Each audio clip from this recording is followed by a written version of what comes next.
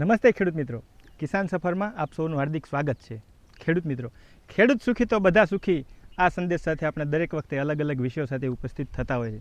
આજે આપણે એવા જ વિષય સાથે મળી રહ્યા છીએ. ખેડૂત મિત્રો, કિસાન સફર એટલે ખેડૂતોની ચેનલ, અને ખેતીમાં કંઈક અવનવું વિશિષ્ટ અને નવું તમારે જાણવું હોય તો કિસાન સફર તમારે જોવું જ પડે.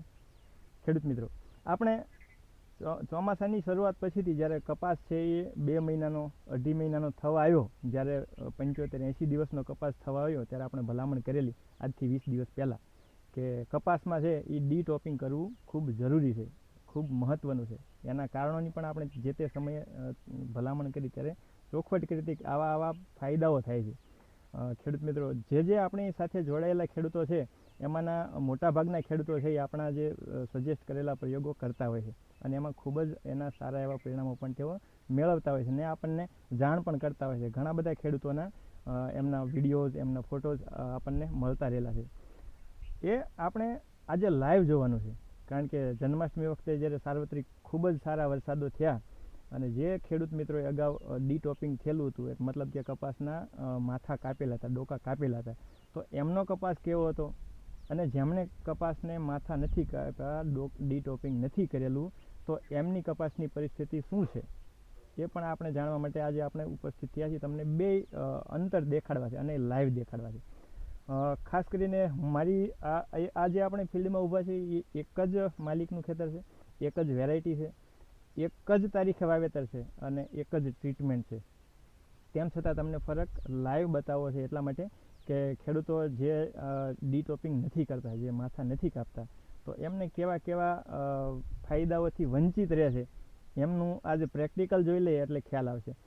મારીથી જે જમણી સાઈડમાં તમને કપાસ દેખાઈ રહેલો છે એમાં બધે ડી ટોપિંગ આજથી 1-1.5 મહિના પહેલાં થઈ ગયું છે. મતલબ કે આપણે જ્યારે ભલામણ કરી 20-25 દિવસ પહેલાં, એ સમયગાળા દરમિયાન આમાં માથા કપાણા છે. તો માથા કાપવાથી કયા ફાયદાઓ થાય છે ને એ હું તમને બતાવું. જો, એક તો માથું કાપવાથી પહેલું ફાયદો એ થાય કે કપાસનું થડ છે ને એ મજબૂત થઈ જાય. એટલે આપણે વાત કરીએ ને કે સારું વરસ હોય ત્યારે માવઠા પણ થતા હોય એમ, અને માવઠા એવા પણ થતા હોય કે પવન સાથેના, ગાજવીજ સાથેના વરસાદો આવતા હોય છે. ત્યારે વધારે વરસાદ પવન સાથે આવે ત્યારે પરિસ્થિતિ એવી થાય કે પવનના કારણે કપાસ આવી રીતે આખો હલતો હોય. તો જેને માથું કાપેલું છે તો એને શું થશે, આ જે સાઈડ ડાળીઓ છે ને એની સંખ્યા લંબાઈ જશે. એટલે મતલબ કે થડમાંથી જે વિકાસ છે કપાસનો એવો જ ઉપર સુધી હોવાનો, એટલે છત્રી આકાર આખો ફેલાઈ જશે.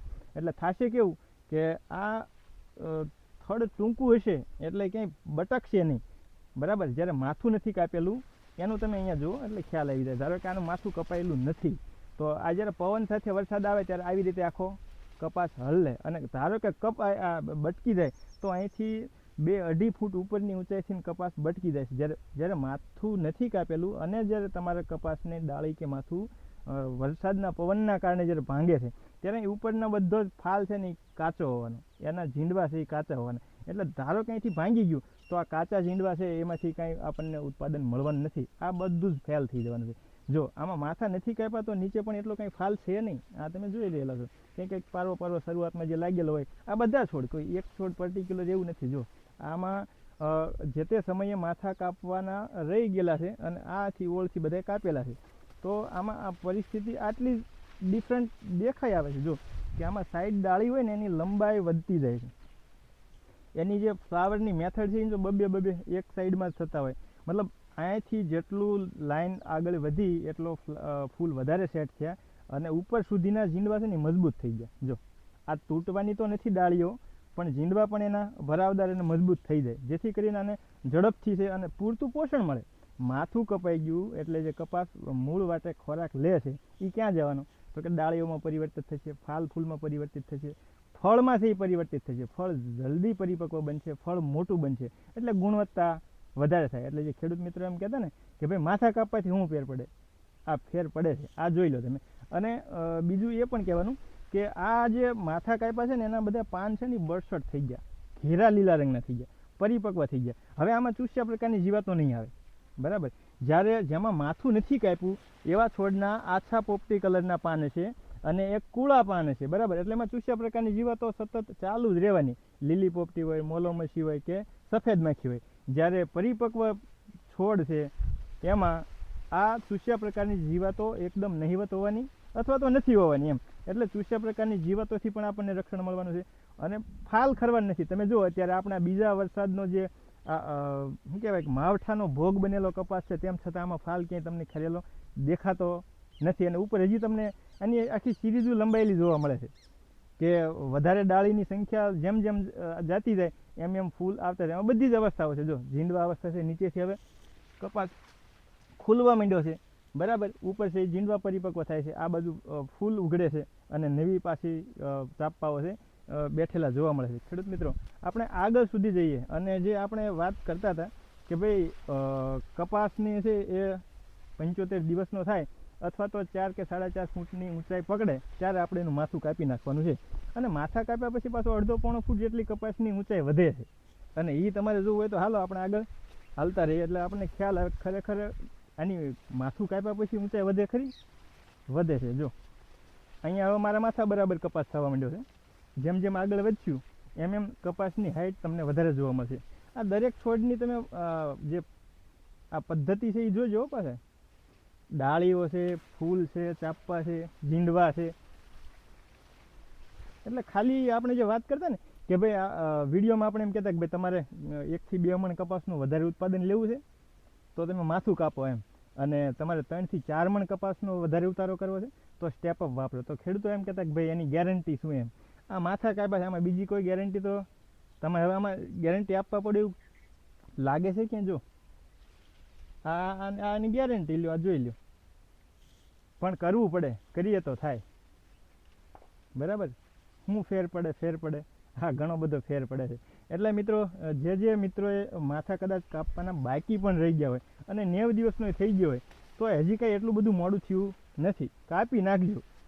જો આમાં માથું કપાણેલ નથી પણ હા અહીંયા કાપેલું જ. જો પછીથી જે સાઈડની ડાળી છે એ માથું બની ગઈ, તેમ છતાં એનું ફ્લાવર સેટ થવાની પદ્ધતિ છે એ જો. હવે આ કદાચ ગમે એટલો પવન આવશે તો આનું ક્યાંય થડ ભાંગવાનું નથી, માથું ક્યાંય ભાંગવાનું નથી.